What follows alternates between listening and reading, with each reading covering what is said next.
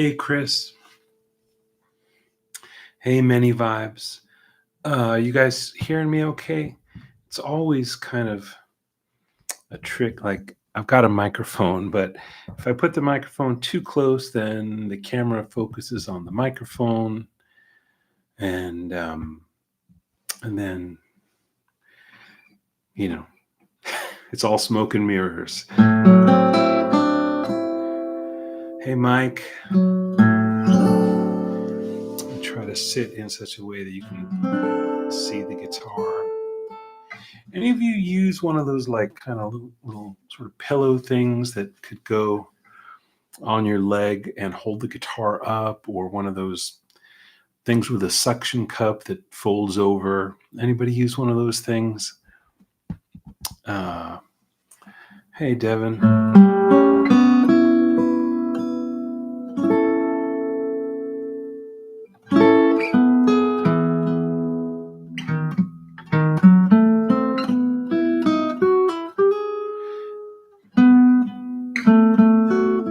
Yeah, I would think that a pillow would change your tone.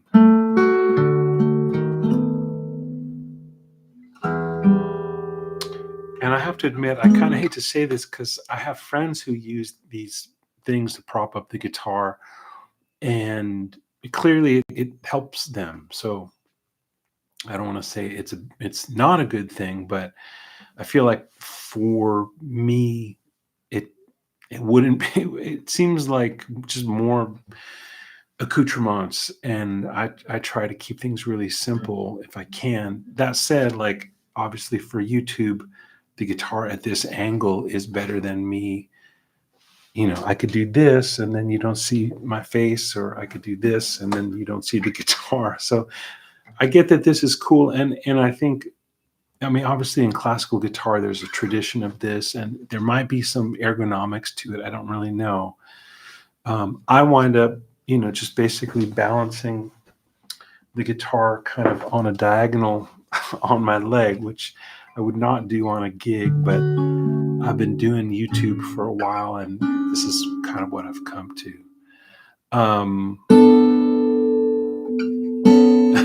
Every man must meet his Waterloo. That's funny. This is my Waterloo.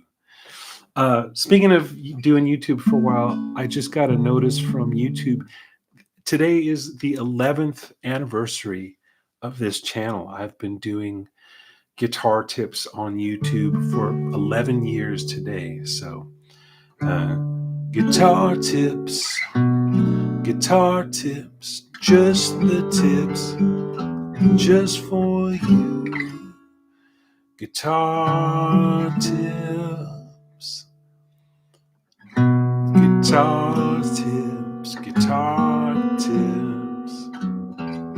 just the tips, just for you. Guitar tips,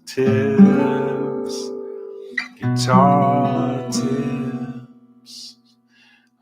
It's there somewhere. Guitar tips. Guitar tips, just the tips, just for you. Guitar tips. There we go. Who's here? Oh, Alex is here. Wow. Yeah, man. Hey, and Telecaster Remaster is here. Everybody's here. Holy cow.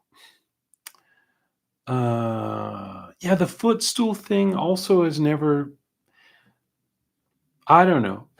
I want to stay open to the idea that there's some kind of prop, either by raising my foot or putting something here that would feel comfortable. I like just being really free. I wouldn't want to have the guitar like locked in a stand at a certain angle or a certain height, the way that some people do. Like if you're performing on stage and you're mostly playing electric, but you have a song on acoustic, sometimes there'll just be an acoustic on stand. I don't know. I like being able to move with the guitar. So none of the guitar prop up things seem like that I would be happy with them. Footstool, maybe, but I don't know. And I just want to be free, mostly. Hi, David, Danny. Wow, good crowd here today. Awesome. Wow.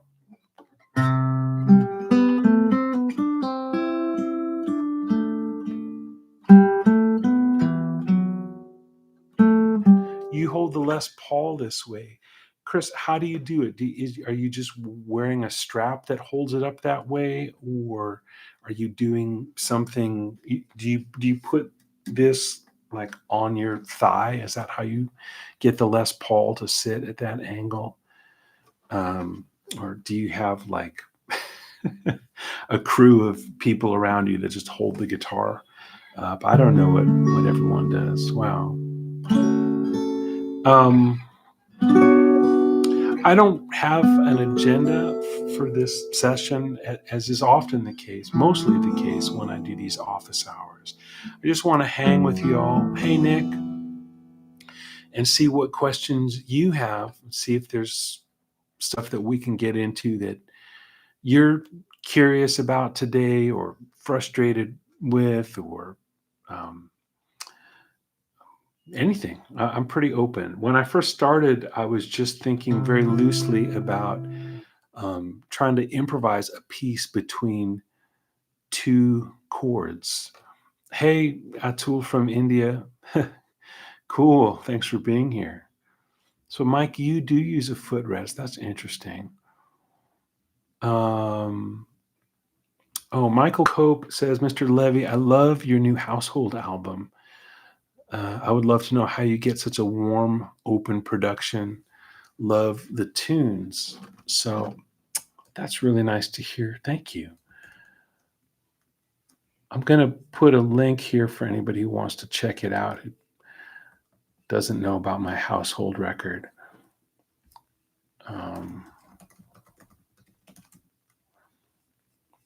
And then I'll talk about it just for a minute.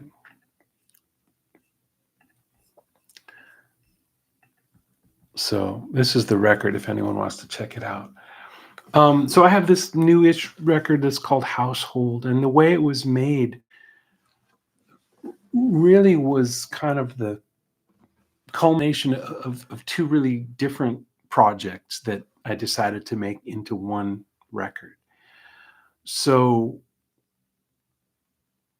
one thing that happened was about 2 years ago, I was out in LA and I did a trio gig, electric guitar and upright bass and drums. And I was playing with a rhythm section that I hadn't played with really before, but they were guys that I just knew from around the Los Angeles, music scene, and I thought it would be interesting to play with them.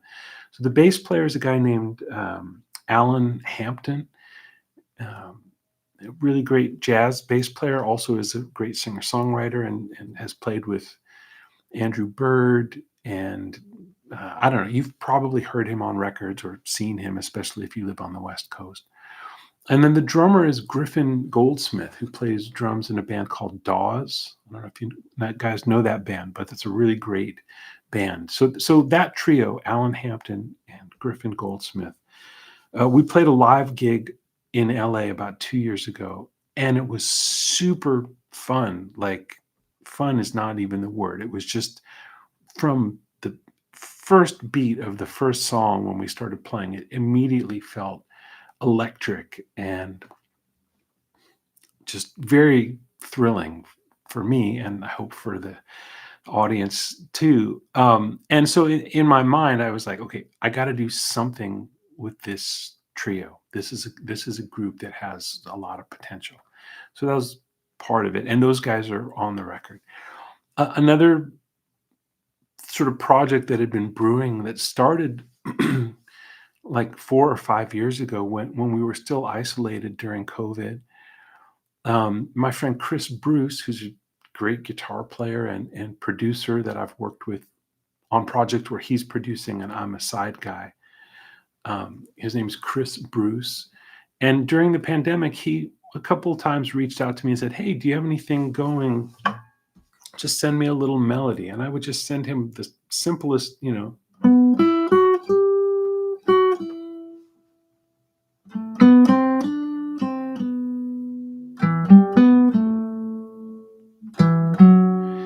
I would do it with a metronome. I'm not playing with a metronome here. And I would say, okay, that's the A section. And now the B section is this.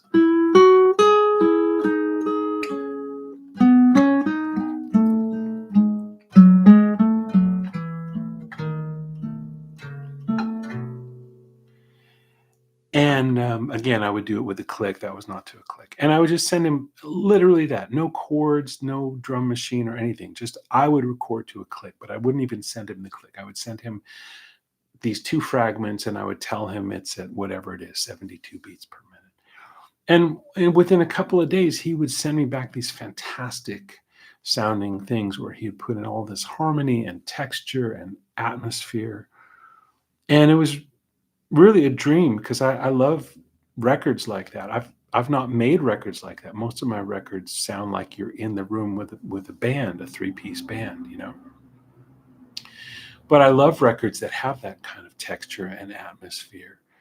So we did a few of those during the pandemic, and then I kind of sort of forgot about it. And then when I was getting ready to make my next record, I thought, well, let's use the rhythm section that I loved, Alan and Griffin, and let's use Chris to provide these other sounds. And then let's have like one kind of X factor. So Chris suggested Josh Johnson, who I knew. He's an amazing saxophonist, keyboard player. Then he also does a lot of stuff with the saxophone where he's using a pedal board and manipulating the sounds more like you would expect a guitarist or a modern keyboard player to do, but he's triggering it from the sax. And then Chris also played guitar. So it's a 5-piece group. I'm playing all the melodies and, taking the solos, but Chris is doing a lot of textural stuff on the guitar. We wound up co-writing most of the record, and it was recorded with everybody playing together live, but some of the tunes started with a drum loop, so there was already like an existing percussion thing. And then after the fact, Chris went and dropped in some of the textural things that we had worked on, or that he had worked on, when we were doing remote stuff. He had little kind of just bits and pieces of atmosphere and texture, and he brought those back in. And that's the record. And it was recorded and mixed by a really great engineer named Lynn Earls. And that's how Household came together, long story short. Thanks for asking. Looks like a whole bunch of questions. Michael Cope, thank you for asking about that. Hey, Nitish.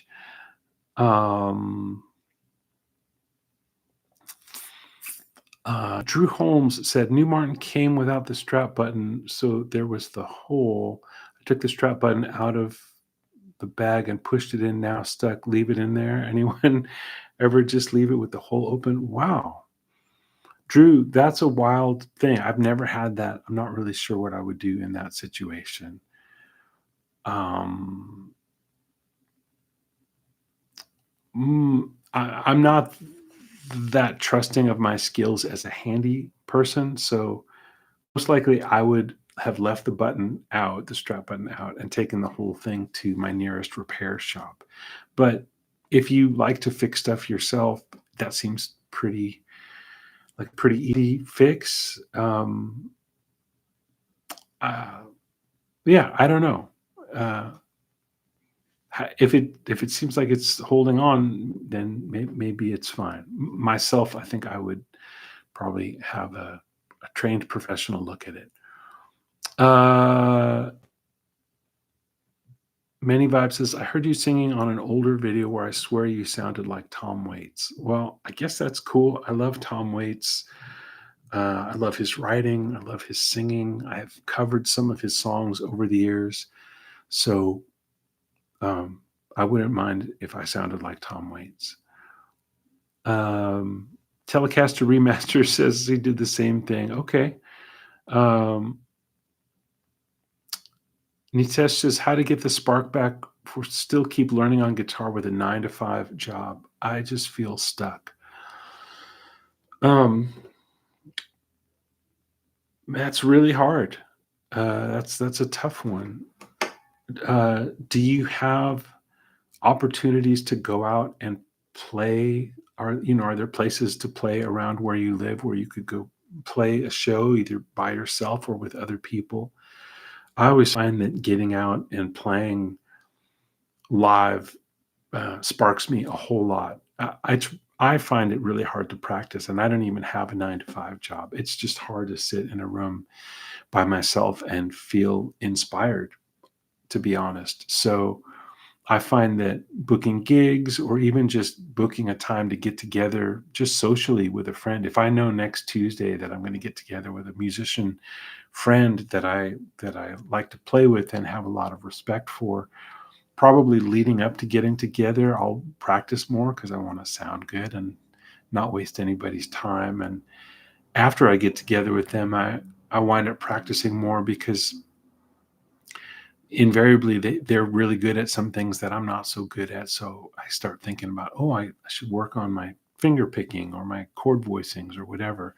So if that's a possibility for you, that's one thing that I think can be very inspiring. Devin says, how to prevent arm strain. When I play, sometimes I feel a strain in my left arm, the one I change chords with. Um, I I would recommend, if you can find. I studied for a while. This goes back um, 25 years when I was having some strain actually here. Um, I studied with a couple of different teachers, something called Alexander technique, which is not a guitar thing. It's something that was, I think, invented by somebody who was an actor or singer, somebody in the theater, named F.M. Alexander. And that technique has been taught by lots of people over the years in specialized fields like guitar or singing or acting. Um, I would look around and see, whatever city you live in, if you can find an Alexander teacher and find somebody that is affordable to you, they can help you learn to use your whole body with less tension and less strain. Um, it's really important. Everybody, well, not everybody, but I know so many guitar players that have dealt with issues around tension, and I don't have like an exercise that I can give you here, but try to find an Alexander teacher. There's a new book by my friend Sean McGowan. It's called The Holistic Guitarist, and he talks about some of this stuff in his book. So that would be something I would recommend. I'd also recommend, um, there's a book on body mapping. I forget the title. I think it's something like What Every Musician Needs to Know About Body Mapping or something like that. And the author is Barbara Conable, Conable. That's a really good book. But nothing will take the place of actually getting together with somebody who can watch you and guide you. You may not need a ton of lessons, but probably more than one. It's not like acupuncture where one session can release a lot of tension. It really takes some relearning of habits. Um, oh, Alex, you remember my Johnsburg, Illinois arrangement? That's such an incredible song. I went back to that song earlier this summer. I was teaching a class, and we looked at that song just in terms of voice leading and how to use diminished chords and passing chords and stuff.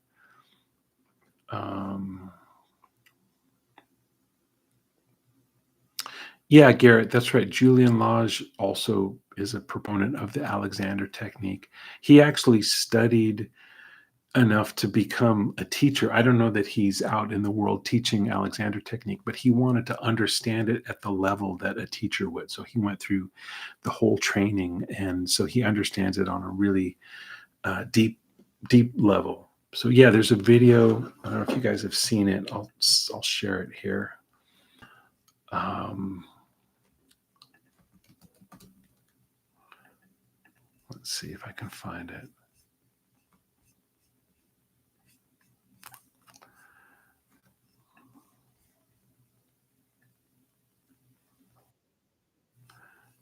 Bear with me. This is gonna hopefully be useful.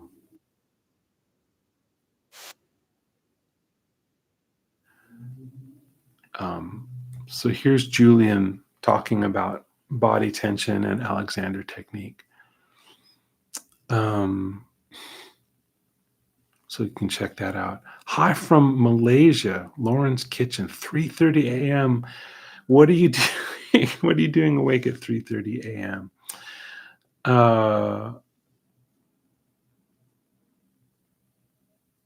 Let's see. Nitesh says, "Thank you. I'll give that a try." I suggested that Nitesh get together socially with somebody or book a gig. I'll be scared, but I'll try for sure. I know you learned, but did you ever feel stuck? And yes, when did it? And about what? I mean, the stuff that sure, I feel stuck all the time, to be honest. The stuff that I get stuck about is maybe not specifically on the guitar. I do feel stuck on the guitar sometimes. Like I feel like I play kind of the same way a lot of the time.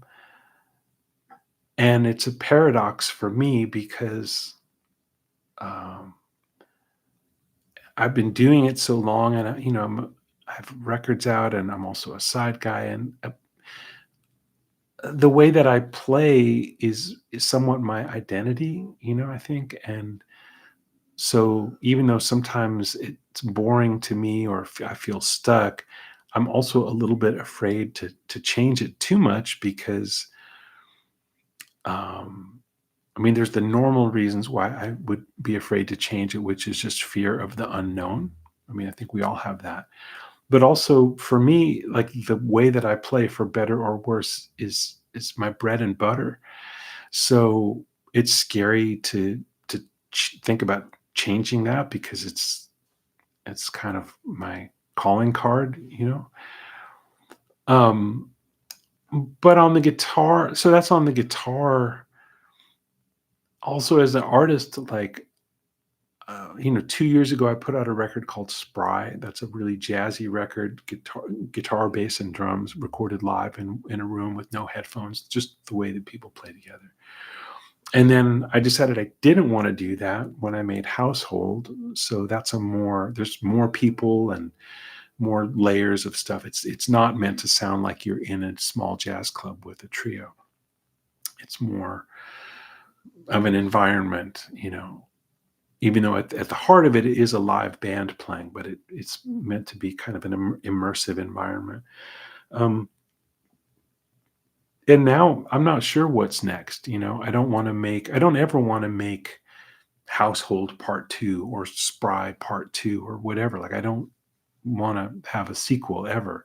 I want each record to be its own thing, but I'm not sure what that is. Like it's about time for me to start thinking about making a new record, and just have no idea what that would be. So I feel stuck in that way. I've already made a lot of records. I've already done a lot of the things that I wanted to do artistically. So, and I even feel that way about YouTube. I mean, I've been doing this. It turns out today is the 11th anniversary of this channel. I have talked about guitar a lot. I don't know how many videos I have here, but a lot.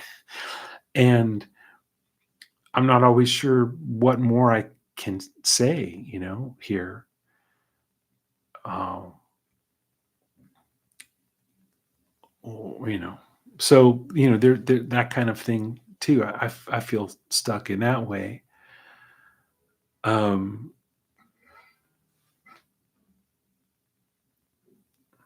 anyway, I didn't mean to invite you all to my pity party, but Nitesh was asking. I just, I hope this is at least gives you a little sense of like, everybody feels stuck sometimes. I don't really have a quick remedy to how to feel unstuck. I think it's okay to put the guitar down for a few days and just don't worry about it. Come back to it when you're ready. Other people would say that's not the thing to do. They would say just practice every day, no matter what, even when you're not feeling particularly inspired. Um, uh, I don't know what made you want to play guitar in the first place? Sometimes that's helpful for me to just remember why the heck I started and try to tap into that. Try to remember who that kid was who just couldn't wait to get his hands on a guitar. Um, uh, okay, I'm going to try to get there's a bunch of questions, which I'm stoked about. Thank you. I think this might be the most watched and cool questioned videos as far as live streams. This is thank you for being here. That's what I'm trying to say. I know a lot of you are who are here are also on my Patreon, but I hope you don't mind me just giving a little um, plug for my Patreon. It is something that I have been doing for a while, and it's a way for you guys to learn more stuff if you want to. And I'll just leave that there, and you can check it out. And if you support Patreon, if you support my Patreon channel, you are in a very real and direct way supporting me, which I appreciate. And you get more because there's PDFs and play along tracks and longer lessons and interviews, stuff that I don't post on YouTube. So if you've got $5 a month to spare, or there's one other tier that's more than that. But if you can start there, you'll get a lot out of it, I hope, and it helps me. So there you go. That's my plug for guitar tips. Drew Holmes says, I want to tell us about the Puget Sound Guitar Camp. I want to go next year. It's a great camp. I've done this not every year, but almost every year for the past several years. It's called Puget Sound Guitar Workshop. They do 4 weeks every summer. It's about, I don't know, a little less than an hour from Seattle. You would fly into Seattle Airport if you don't live there. And I think there's about 150 students, something like that. I'm not great with numbers, but it's something like that. And there's classes at all levels. There's very much, beginner classes. All of the classes are ranked at 4 levels: 1, 2, 3, 4. So, 1 is real basic. You have a guitar and the basic chords and how to get around and stuff. And then level 4 would be maybe even semi-professional. You play some gigs, but you're also still learning.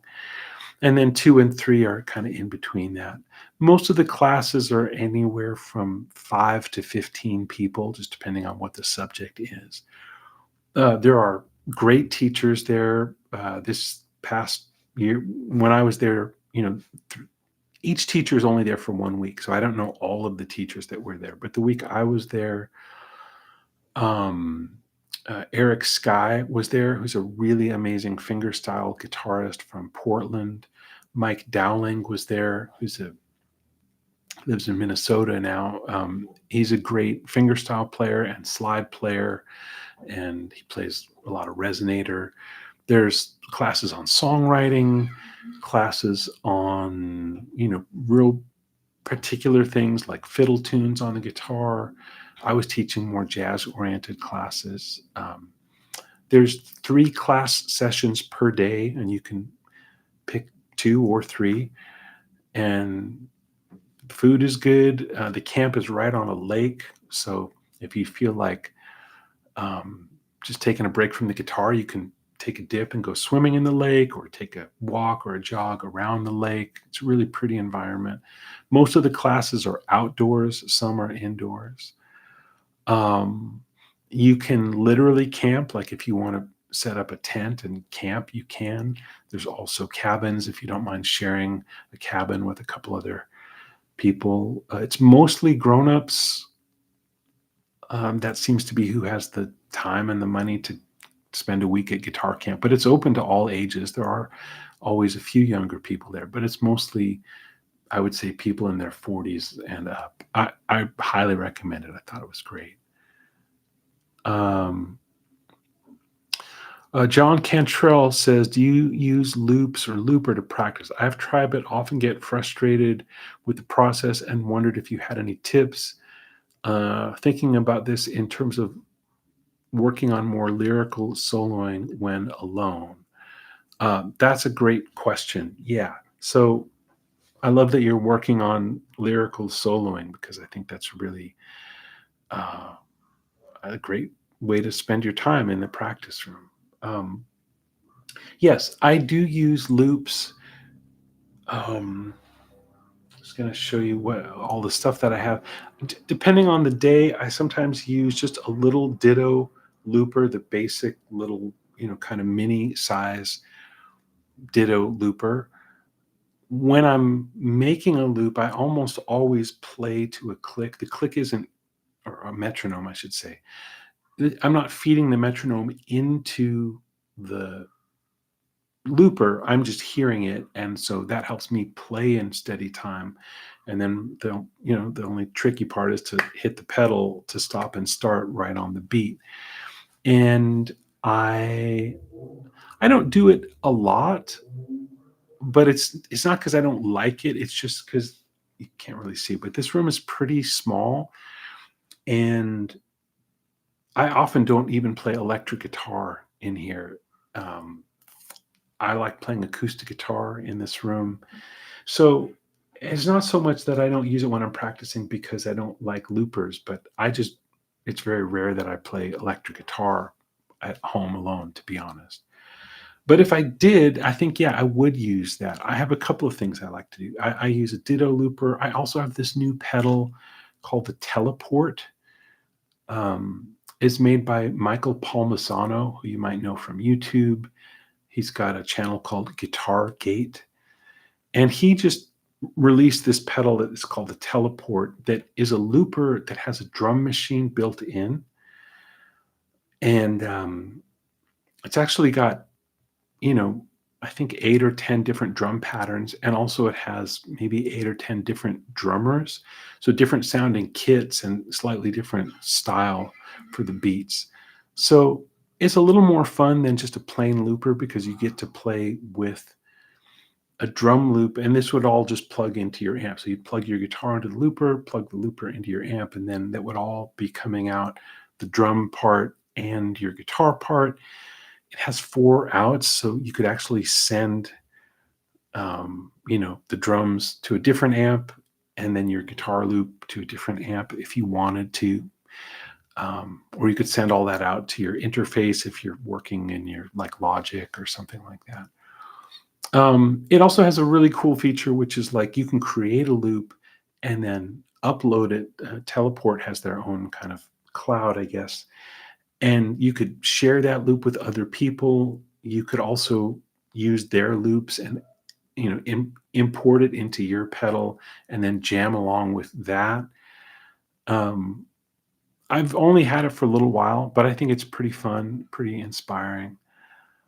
Another thing I sometimes do is open up Logic, which is a recording program, but the Logic recording program has some drummer, kind of AI drummers in it.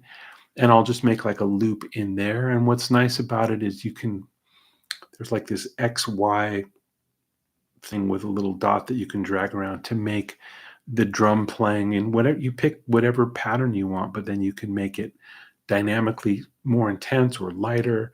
You can make it more complex with ghost notes and fills, or just real simple. And it's not like playing with a real drummer, not by a long shot, but it's something, And so I'll play along with that and then maybe lay down a really simple loop on the guitar, just even like a drone, not like a rhythm guitar thing, but just the note A kind of floaty and like a drum groove and a floaty thing, and I'll jam along with that.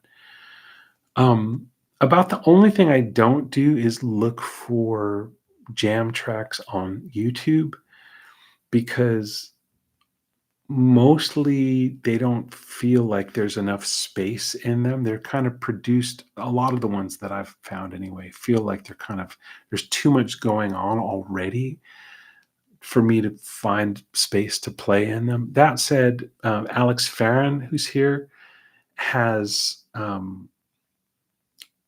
has courses that have play along tracks, and all the stuff that I've heard that he has created. Those tracks sound really good to me. So I'm not sure what he's doing, if that's live musicians or what. But yeah, I'm kind of loath to just go looking for tracks on YouTube. I get that there's a lot there and it's free, and if you like it, use it. I don't particularly like it. I kind of want, hey Krenar, I kind of want the backing tracks to be minimal. I'd almost rather play with like a Brian Eno ambient record than play with like a really grooving blues rock band. That's me.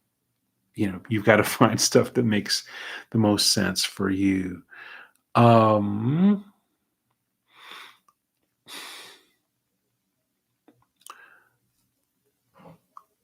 Alex, that's a great idea. Yeah, make a playlist of stuff that inspires you, and you can always go back to it. Yeah. Is there a way for me to reply? I don't know. I can't like reply to Alex, or maybe I can. I don't know. I'm just.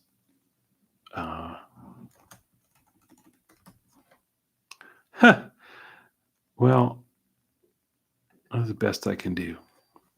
But yeah, Alex's ideas is make a playlist that has good vibes and go back to it.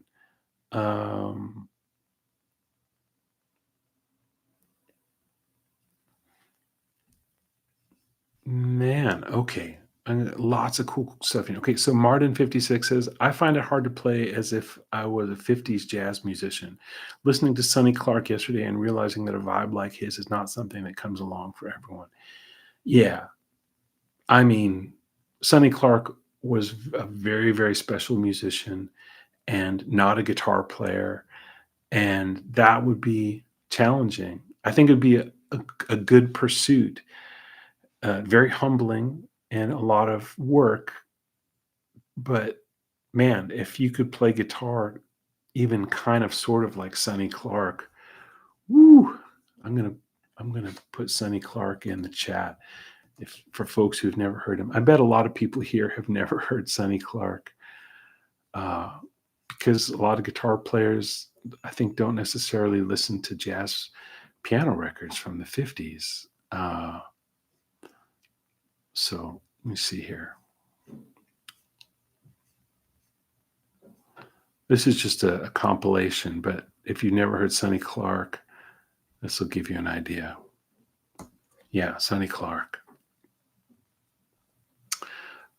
Alex, thank you for the plug on my Patreon. I also would highly recommend following Alex on his Patreon and his YouTube. Alex is really special.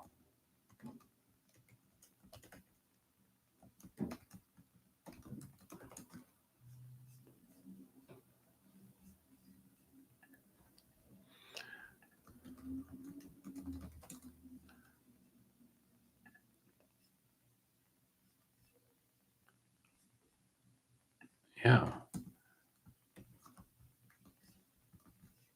This is Alex, if you want to check him out. Chris Halverson says, details on a Levy/Lurch record. Yeah, a couple weeks ago, I went to Tacoma, Washington, and spent a couple days in the studio with Tim Lurch. We recorded 13 songs, no band, just the two of us sitting right next to each other, playing a bunch of guitars. He had his, custom shop, no caster. I think it's a 2001 with the Charlie Christian pickup. I mostly played his. He has a Nacho caster with a Lawler mini humbucker, sort of like a Gibson style mini humbucker Lawler pickup in the neck. Nacho caster. I got to play that. I got to play one of his old ES 350s. He has a Julian Lage model Collings acoustic that I played. So we mixed it up so it's different sounds. Everything's recorded. We have to do mixes and pick the best songs and figure out how we're going to release it.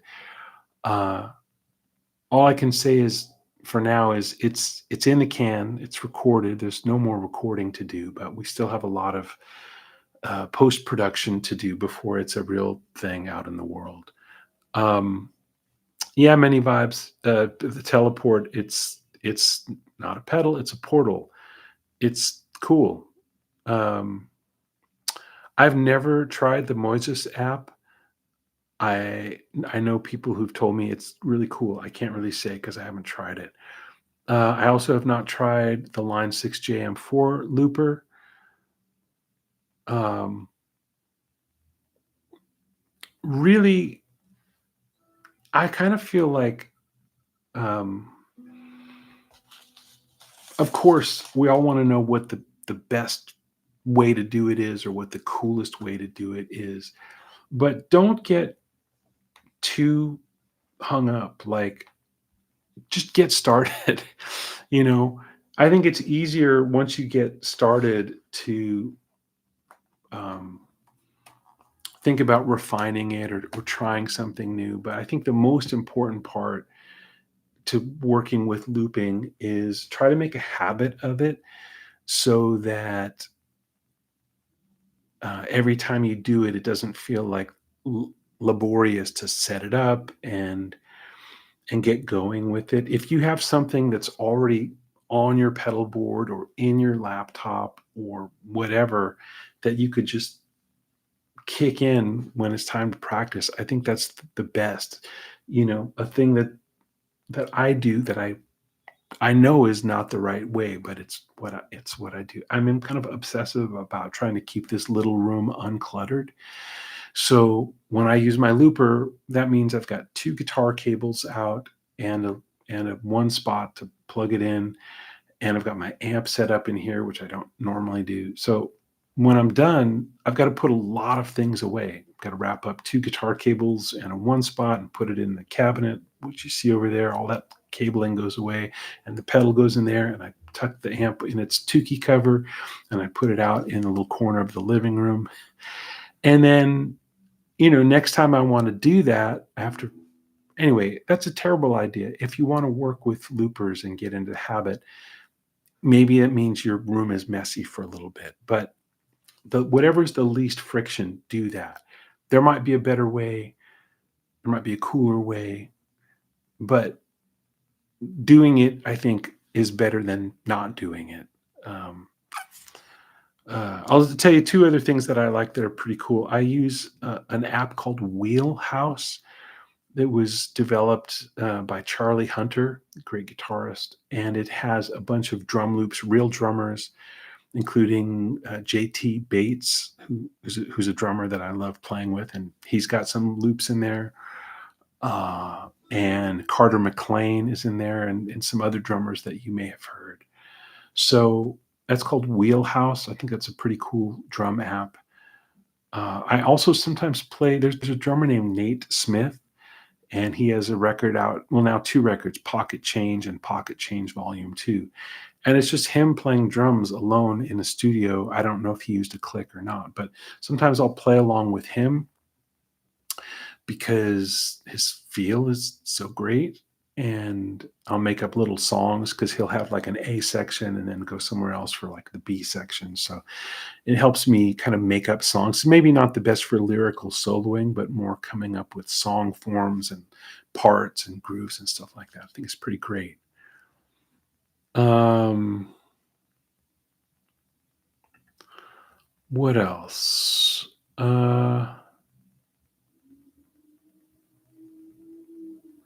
Thanks for tuning in, Nitesh.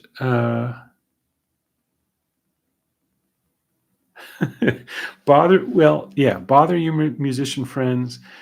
And yeah, Telecaster, buying a new guitar could ignite a spark, but I have always found that getting together with people, playing in front of people, I know it's terrifying. I get that it is, not the easiest thing to do, but that's, I think, one of the main reasons to do it. Honestly, doing the thing that I'm doing right now, talking to you live on YouTube, is still a bit scary to me, even though I've been doing stuff like this for,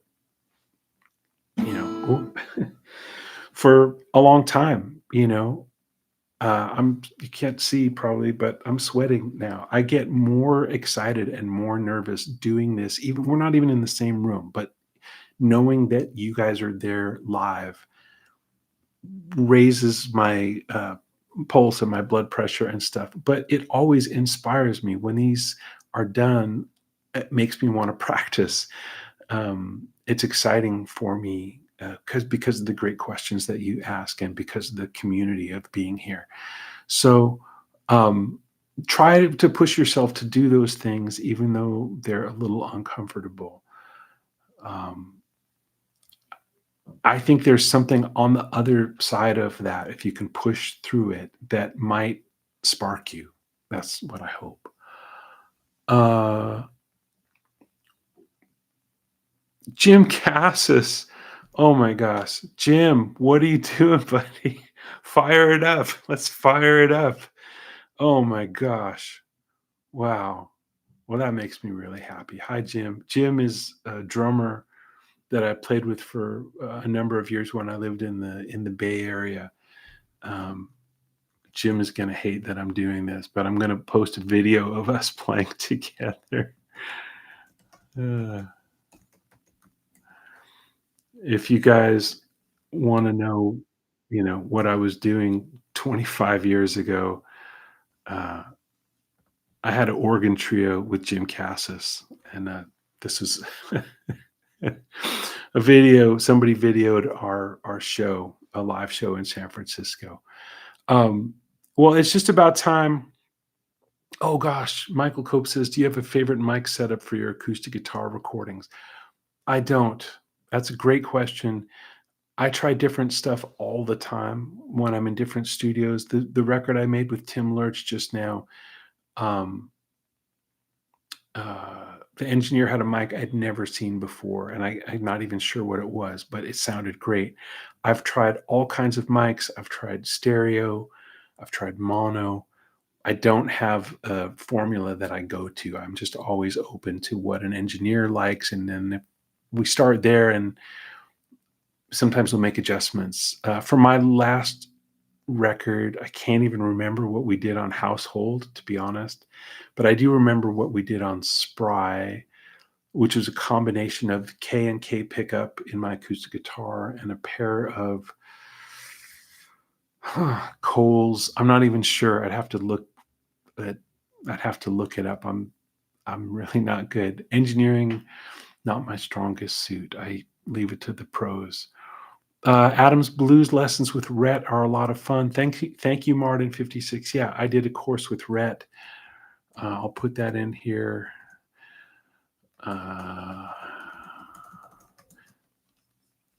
You can check that out if you want to. We had a lot of fun, me and Rhett, making that course. And the rhythms, the grooves are great. Rhett hired a local rhythm section in Atlanta to make the backing tracks, and those tracks were really, really fun to play with. So even if you buy the course and ignore all of the lessons, I think it's worth it just for the backing tracks. They're pretty fun.